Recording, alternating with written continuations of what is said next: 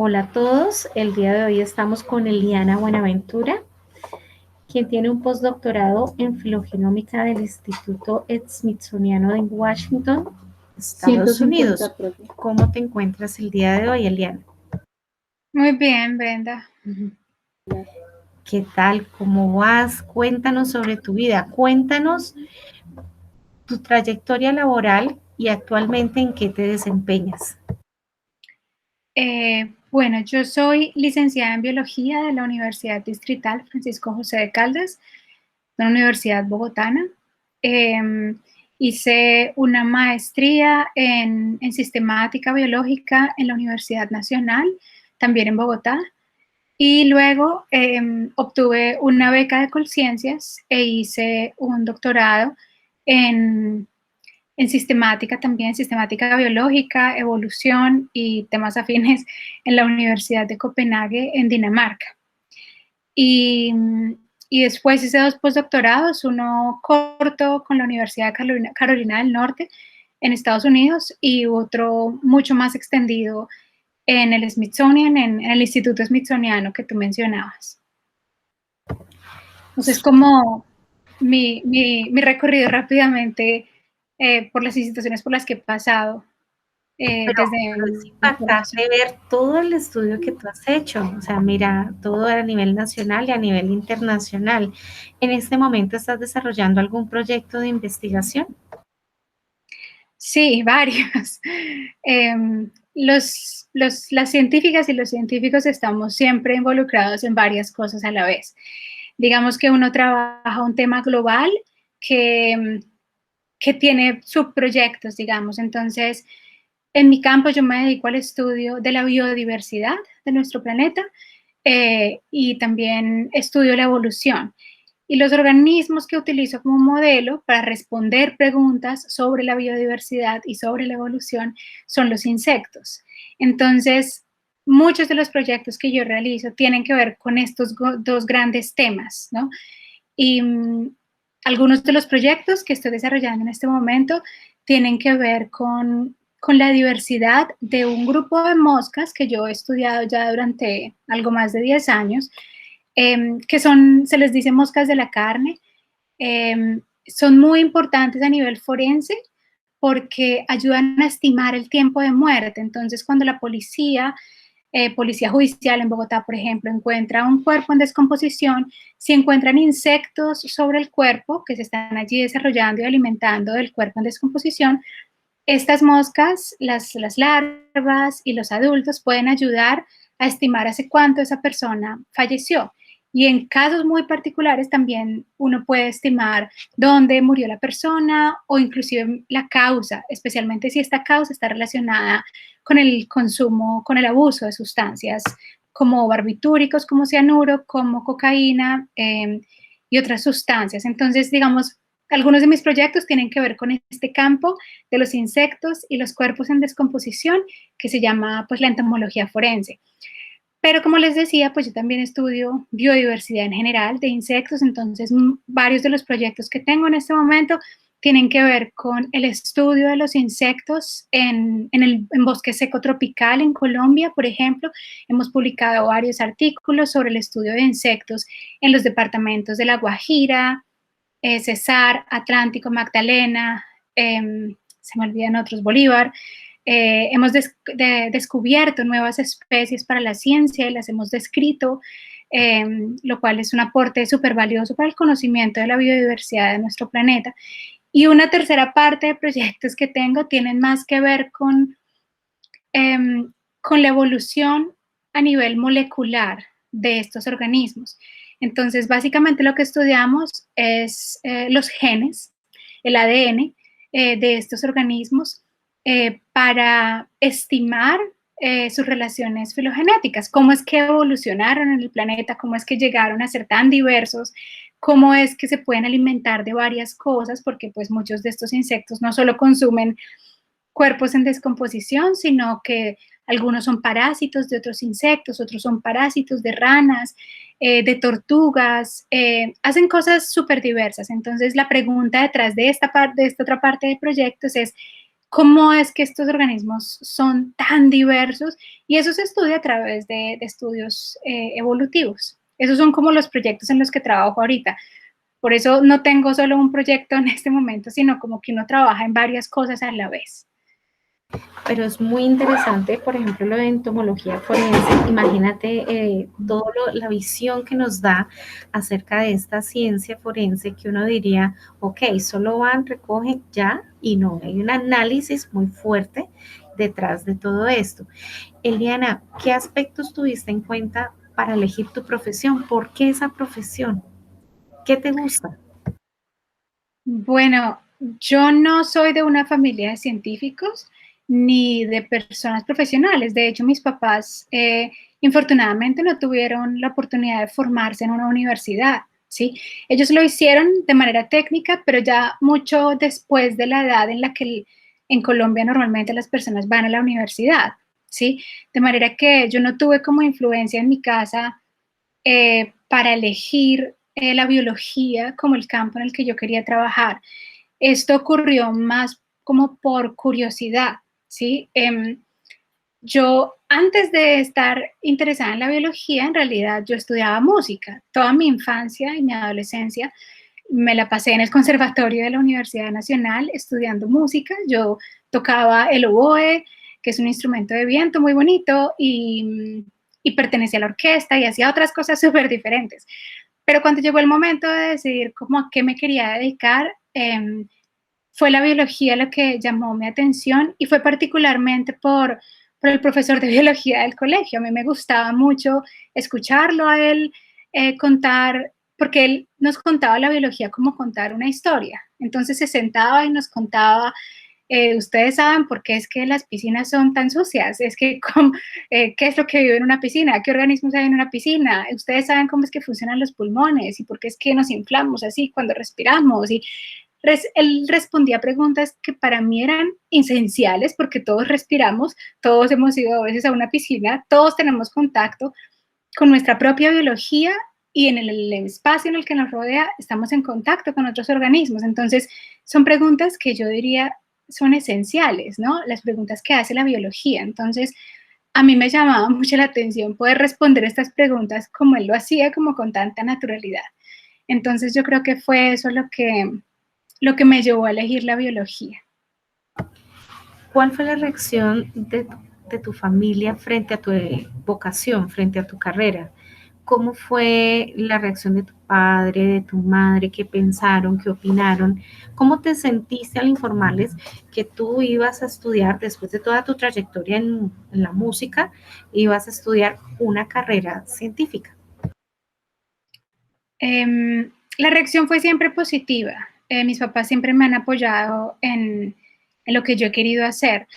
En primera instancia hubo algo de sorpresa, porque creo que todo el mundo pensaba que yo iba a estudiar música, pero pues no lo hice, elegí la biología. Pero mis papás ambos trabajaban en la Universidad Nacional en Bogotá como administrativos, haciendo distintos trabajos. Entonces, ellos estaban familiarizados con el ambiente universitario y sabían que era esencial la formación universitaria.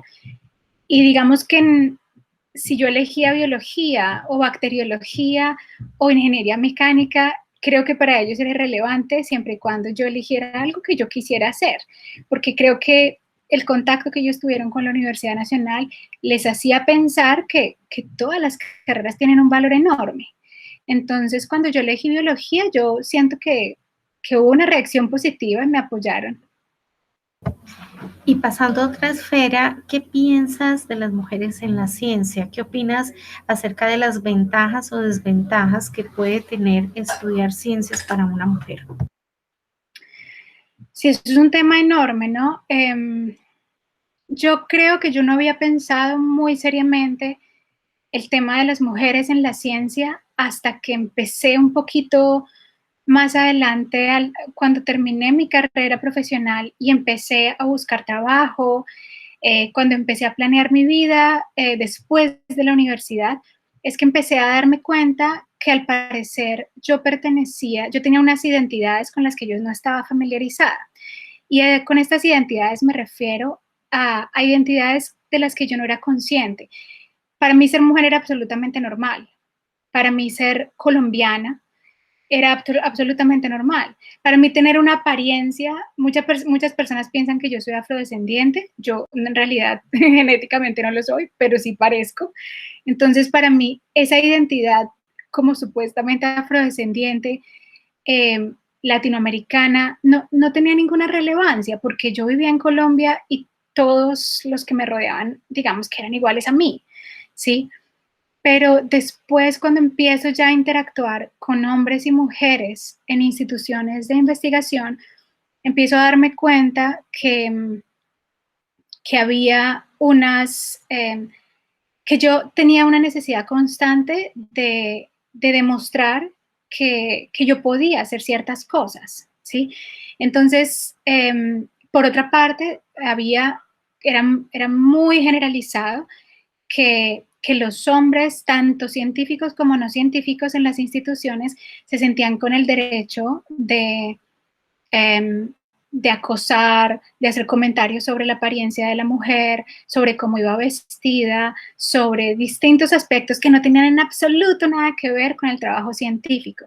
Entonces ahí digamos que con varias experiencias yo me di cuenta que yo tenía unas identidades de las que no era consciente, que yo había elegido ser científica, que yo era colombiana, que parecía afrodescendiente y que eso cargaba unos pesos con los que yo no era consciente, de los que yo no era consciente. Entonces, definitivamente pienso que los ambientes de trabajo y de investigación plantean en muchos casos unas limitaciones enormes para las mujeres en ciencia, porque hay unos preconceptos de lo que se supone que podemos y no podemos hacer. Y en muchos casos, siendo mujeres, primero tenemos que reafirmarnos y demostrar que no solo soy mujer y soy bióloga, sino que además soy buena. Y no se preocupe que porque yo soy mujer, porque es que yo sí puedo. Entonces, uno tiene que estar reafirmando que sí sabe, que sí puede, cuando otras personas por ejemplo, hombres, no se les pregunta si realmente son capaces de hacer las cosas porque hay un supuesto de que sí son capaces.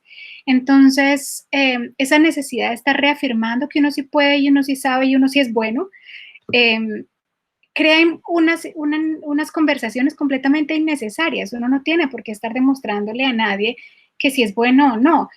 Lo que aparece en tu hoja de vida y tu experiencia es lo que tú eres. Tú no necesitas venir a decir que además has hecho A, B y C y contarle tu hoja de vida a la gente para que siquiera te den una oportunidad de escucharte o de trabajar. Entonces, pienso que sí hay unas limitaciones grandes para las mujeres en ciencia.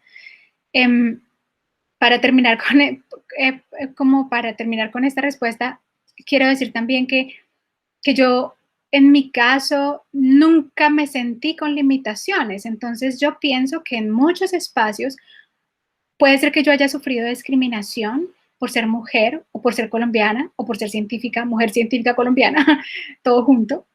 Y puede ser que yo no haya sido consciente de eso porque porque yo no esperaba ser discriminada. Para mí ser mujer no me hacía diferente en absoluto de nadie más para poder acceder a ciertas oportunidades en el campo de la ciencia. Entonces, yo creo que pasaron muchas cosas de las que yo no fui consciente. Ahora que todo este asunto tiene nombres y que nos referimos a las mujeres en STEM y que tenemos unos movimientos de mujeres que están hablando de estos temas, pienso que no solo yo, sino muchas mujeres nos hemos hecho conscientes de que esas limitaciones están ahí. Eliana, sin alejarnos de toda esa experiencia que tú nos acabas de compartir y de esos encuentros, quisiéramos también saber cuál es tu opinión frente a las ciencias en Colombia y en el mundo, ya que has tenido la oportunidad de interactuar en diferentes espacios científicos, no solamente a nivel nacional, sino a nivel internacional. ¿Qué te parece esa opinión frente a las ciencias? ¿Es muy distinto hacer ciencia en Colombia a hacer ciencia en otro lugar del mundo? Sí, sí es distinto, pero digamos que no es porque sea Colombia, es decir, hay unos aspectos que sí tienen que ver con qué es Colombia, pero hay otros que no, y voy a tratar de explicar lo mejor que pueda. Hacer ciencia en Colombia muchas veces implica hacer ciencia con muy pocos recursos, porque la inversión que se hace del PIB en Colombia en ciencia es muy, pero muy baja, mucho más baja de lo que debería ser, ¿sí? Entonces, de base, muchos científicos y científicas en Colombia trabajan con muy poquitos recursos, mientras que en otros países, en donde se invierte un poco más en ciencia, pues hay una cantidad de recursos, de equipos, de entrenamiento que se le ofrece a los científicos y científicas que en Colombia no lo hay, ¿sí? Precisamente por esa falta de recursos. Entonces, si Colombia, por ejemplo, puede utilizar, por ejemplo, en el campo en el que yo me muevo, la secuenciación del ADN es súper importante y los métodos que tú utilices para eso es súper importante. Entonces, si en Colombia se está utilizando una tecnología que ya hace 10 años dejó de ser la más importante, la más eficiente, mientras que en otros países ya están del otro lado utilizando tecnologías que son más eficientes, pues Colombia está en una desventaja, ¿sí? A nivel de recursos. Entonces, eso pone a Colombia en unas condiciones de competitividad muy desiguales, ¿sí? Entonces, inclusive si la gente hace un esfuerzo enorme y trabaja con esas tecnologías antiguas y saca muchísimos datos, de lograr publicar en revistas científicas indexadas, revistas científicas bien posicionadas a nivel internacional, va a ser muy difícil. Entonces, no solo estás produciendo datos de manera ineficiente, sino que ni siquiera vas a poder darlos a conocer precisamente porque esas tecnologías han sido desacreditadas. Entonces, el tema de los recursos es esencial. El tema de los recursos también es importante para la formación de científicas y científicos. Si no hay buena formación actualizada, acceso a revistas, acceso a información en el Internet, pues también vamos a estar ahí en unas condiciones desiguales, ¿sí? En general, cada escuela científica de cada país es distinta y a eso me refería con que el hecho de que sea Colombia no la hace especial. Es decir, la manera como se hace ciencia en Alemania o en Dinamarca o en Estados Unidos o en Colombia es distinta porque sí, porque culturalmente somos distintos, porque nuestras maneras de pensar y de organizar nuestros procesos de investigación son distintos. Y por eso es que la movilidad internacional es tan importante, porque aprende uno mucho de muchas maneras de ver la ciencia y de hacer la ciencia, ¿cierto? Entonces, digamos que la manera como se hace ciencia en Colombia en sí misma no es problemática, sencillamente es distinta, ¿sí? Pero es tan distinta como en cualquier otro país. Hay un beneficio enorme de hacer trabajo en Colombia, particularmente en el campo en el que yo me muevo, que es el de la biodiversidad, ¿sí? Porque Colombia, por metro cuadrado, es el país más biodiverso del planeta. Entonces, está en una ventaja enorme en cuanto a recursos de lo que se puede investigar, de lo que se puede descubrir en Colombia con respecto a literalmente cualquier otro país del planeta, ¿sí? Entonces, en ese sentido, hay una, digamos que una gama de oportunidades enormes para trabajar en todos los temas que tienen que ver con biodiversidad, ecoturismo, conservación, y todos los temas que están asociados con nuestros recursos naturales, pues que ahí la investigación que hay que hacer es brutal y es súper interesante. Entonces, en ese sentido, Colombia tiene una ventaja enorme, ¿sí? Eh, Pienso que definitivamente otros países han aventajado a Colombia en la manera como se percibe la inclusión de mujeres en la ciencia. Otros países están mucho más preocupados en este momento por lograr la igualdad de género en las instituciones. De hecho, ya está en las políticas, está escrito en una ley que se tiene que contratar 50% hombres, 50% mujeres, que para todas las posiciones de poder particularmente, todas las que están allá arriba, tiene que haber igualdad de género. Entonces, en ese sentido, hay otros países en donde las mismas instituciones ya están respondiendo a estos cambios, mientras que en Colombia todavía no. Todavía es como, si logras la igualdad de género, bien, pero no es necesario, o sea, no es urgente. Y sí es urgente ya lograr la igualdad de género. O sea, somos un planeta donde somos 50% mujeres, 50% hombres, no puede ser que en la academia y en la ciencia esté representada solo una parte de la población. Gracias, Eliana, tienes toda la razón. Nosotros nos sentimos totalmente de acuerdo con lo que acabas de expresar. Hay muy poca representación de la mujer en las áreas STEM y muy pocas mujeres científicas que realmente hayan logrado una posición importante dentro de sus campos iniciales de formación. Eliana, para cerrar nuestra entrevista, quisiéramos saber qué mensaje le enviarías a las niñas y jóvenes colombianas para que se motiven a estudiar ciencias, matemáticas, tecnología o una ingeniería. Bueno, yo voy a hablar un poquito desde lo personal porque pienso que para convencer a las personas hay que contar experiencias de verdad, las experiencias que hemos tenido las personas de verdad que nos han pasado cosas en este campo. ¿Sí? Yo pienso que en la generación que está emergiendo en este momento son personas súper vinculadas a los medios digitales, ¿sí? Y movimientos como el Me Too, como el Black Lives Matter, son movimientos que también el Fridays for Future de Greta Thunberg, son movimientos que llaman a la juventud, que los llaman sin importar quién eres tú ni de dónde eres, sino que solo necesitas un celular e internet, ¿sí? Entonces, esa es una manera, por ejemplo, en la que las personas jóvenes pueden empezar particularmente las niñas y las jóvenes, pueden empezar a sentirse involucrados con temas de actualidad para que desde ya empiecen a darse cuenta que cuando se trata del mundo digital no hay ninguna barrera, no hay absolutamente ninguna barrera de clase social, ni de origen étnico, ni de preferencias por ciencia o por otros campos, sino que estos mundos digitales están abiertos a todas las personas, ¿cierto? Sin importar quién eres.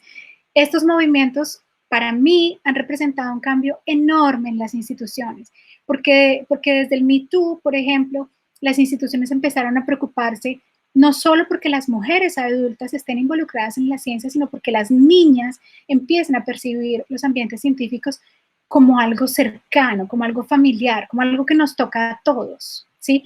Pienso que la desconexión entre las instituciones y digamos que los jóvenes y las niñas en particular tiene que ver muchísimo con que los científicos y las científicas hemos fallado en nuestra comunicación con la sociedad.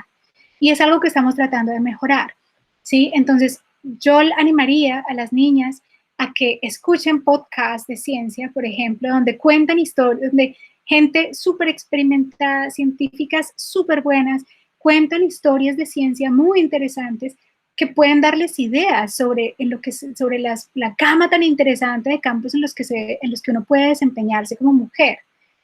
Y finalmente, digamos que desde lo personal, me gustaría como acercarme un poco a las niñas mencionándoles experiencias que yo tuve.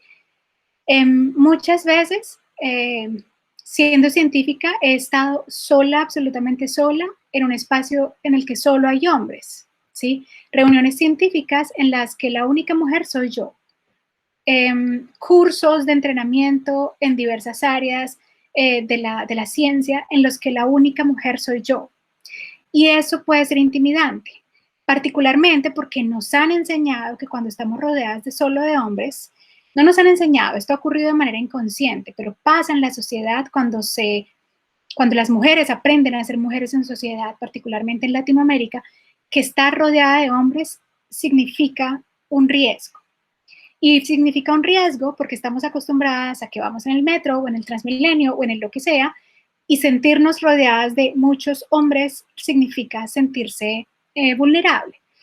Ese tipo de sensaciones muchas veces se trasladan al aula. Entonces, cuando las mujeres se ven rodeadas solo por hombres, se sienten intimidadas y se sienten en desventaja.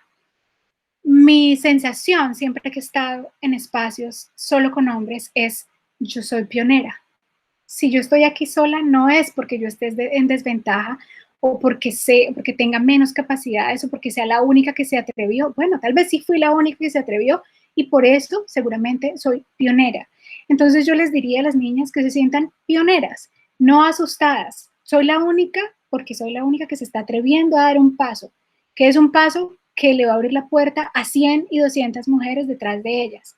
Entonces, sentirse solita en un campo en el que usualmente solo hay hombres no es una desventaja, nunca es una desventaja.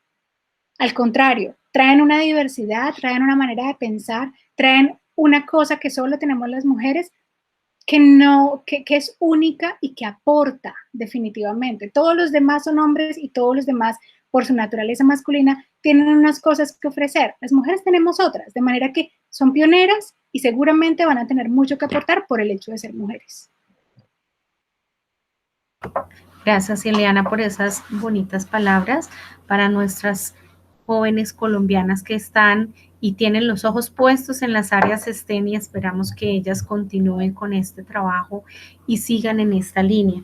A nuestra audiencia queremos recordarle que nos encontramos con Eliana Buenaventura, postdoctora en filogenómica.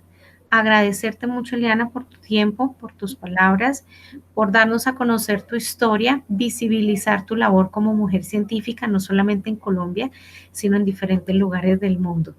Nos resta darte un fuerte agradecimiento, desearte lo mejor y seguimos pendientes de tu trayectoria, de tu carrera, de tus publicaciones y de todo lo nuevo que tú hagas en las ciencias, tus incursiones y los movimientos que a partir de allí se puedan generar para facilitarle esta puerta a otras mujeres científicas que también quieran llegar a posicionarse dentro de sus áreas de conocimiento. Muchas gracias, Brenda. Gracias.